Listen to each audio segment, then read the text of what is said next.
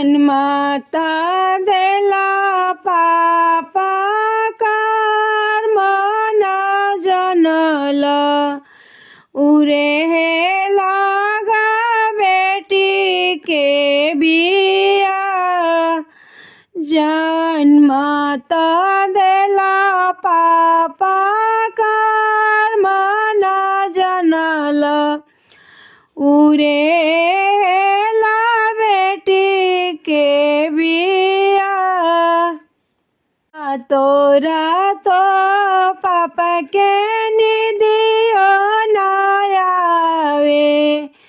भोराई में होले तैयार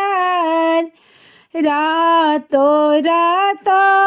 पापा के निदियो नयावे भोराई में होले तैयार अनियो न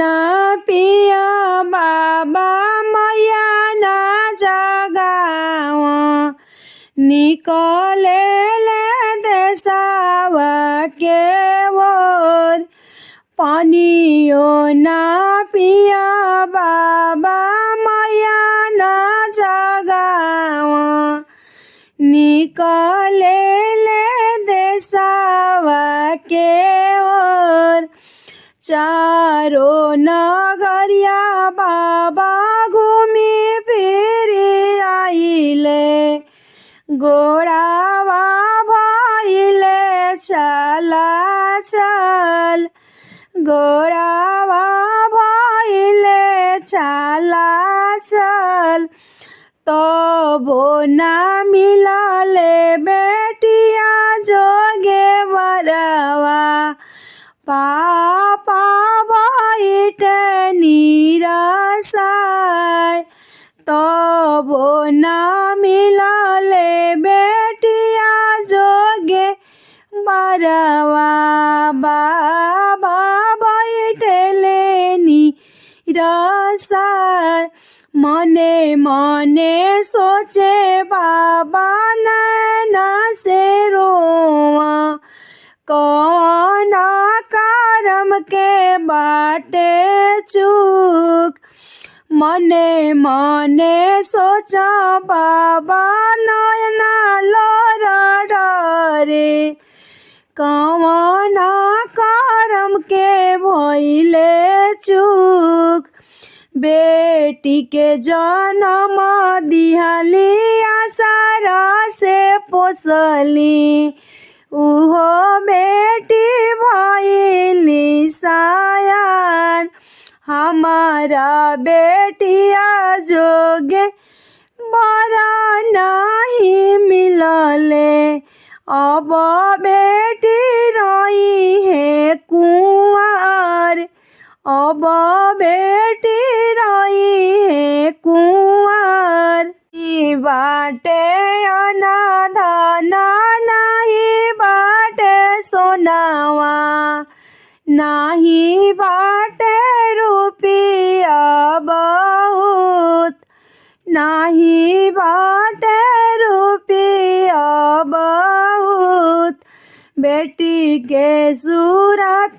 जब सोचिए ईश्वर नयन से ढूरे लालोर नयन से ढूरे लालोर अतना संकट जब देवे के ब्रह्मा काहे दिहला दिया के जनम काहे दिहला दिया के जनम नया नहीं तारा से ला बेटी के देखी कभी बेटी होया लाल लाल कब मोर बेटी हो लाल पियर पैनी कब बेटी करी सोर सिंगार कब बेटी जाई ससुर के नगरिया कब बेटी प्रभु जी के साथ कब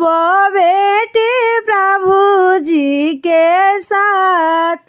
तना वचन जब सुनेली बेटी,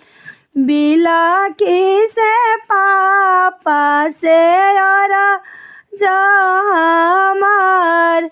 पापा जी से और हमार। काट दिया। पापा जी से और हमार, जाने पापा रोई न जाने पापा बिलखी, जो लिखल ईश्वर कर्म हमार। बड़ घर जनी खोजी, सुंदर बरवा जनी खोजी, जैसन ने पड़ा मिले दामाद, ओकरे से पापा रची मोर बियावा। जवन लिखल करम हमार, करम में लिखल हुई है हमारा जे सुखवा। प्रभु दिया फुलावा बिछाए, प्रभु दिया फुलावा बिछाए, उनही पछड़ी बाबा मारो करमावा। जानी कोसी अपना के दोष, जानी कोसी अपना के दोष, हमार करम लिखल ईश्वर महादेव। उहे सोचिया करम हमारी, उहे रखिया धर्म तोर,